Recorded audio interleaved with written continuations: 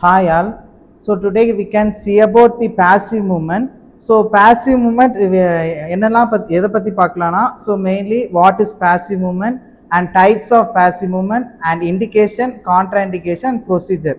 So first we can see the what is passive movement. So passive movement means any external force that apply to their body. So any unable to move the limbs, so that can be give an external force and to move the upper limbs, so that is called the passive movement. So passive movement involve in external force that is patient in the relaxed position, so that will improve the joint range of motion and reduce pain and also strengthen the muscle strength also.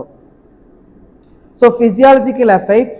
So physiological effects, first in cartilage nutrition, there to apply the external force that limb, so that improve the circulation, blood circulation, and also in joint cartilage we can improve a nutrition level by the blood flow will improve the nutrition level. And also second effects, that is prevent adhesion. So that prevent adhesion that leads to the stop stiffness and formation of contraction will be also stopped. So mainly stiffness and contracture involve the joint and muscles, and in next muscle elasticity also improved, and also pain will control.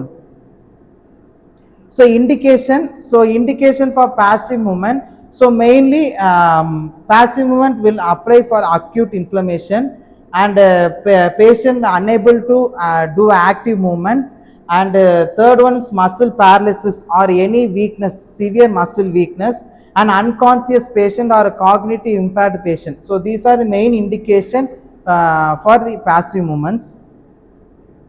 So contraindications, so mainly passive movement did not give to the any dislocated or any fracture involve the bone, and fresh other that is soft tissue injuries and muscle tear and post-operative cases without medical approval, and severe pain exaggerated by moving that limb, that severe pain, so that is also contraindicated for passive movements.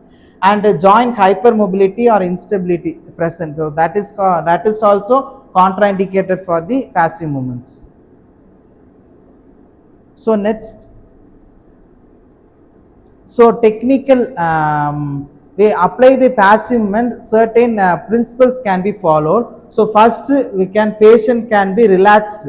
So relaxed position main principle for followed by the passive movement, and therapist control. So and also therapist position also, so that the therapist position will comfortable for that therapist to give a therapy for the patient. And rhythmic motion, so we to apply the passive range of motion or passive movements, that speed and speed will be rhythmically to move the one movements to next movement. And observation, so mainly patient feel comfortable or pain range will continue the passive movements. So these are the general techniques followed by the passive range of motion. So types, passive have certain types: sustained, intermittent, oscillatory, and passive range of motion exercise.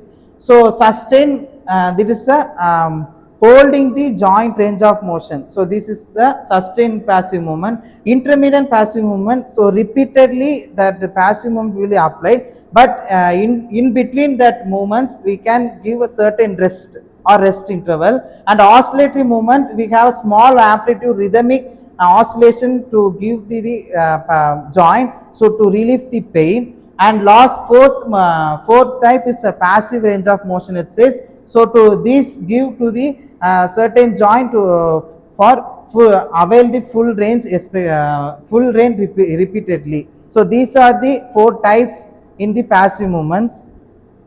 So for example, movements we have in upper limb. So for shoulder flexion, extension, radial rotation, medial rotation, and abduction, adductions. And in elbow flexion, extension. In forearm supination, pronation. and wrist have flexion, extension, radial deviation, ulnar deviation, and fingers have flexion, extension, and abduction and adduction. In lower limb, same wise, in hip flexion, extension, abduction, adduction, external rotation, and in knee flexion, extension, and ankle dorsiflexion, plantar flexion, inversion, and eversion. Fingers, that is the toes, flexion, extension, and abduction, adduction. So mainly documented, first we can take a range of motion, and next we can apply external force, that is a passive movement. So it can be improve the patient's responsibility. Thank you.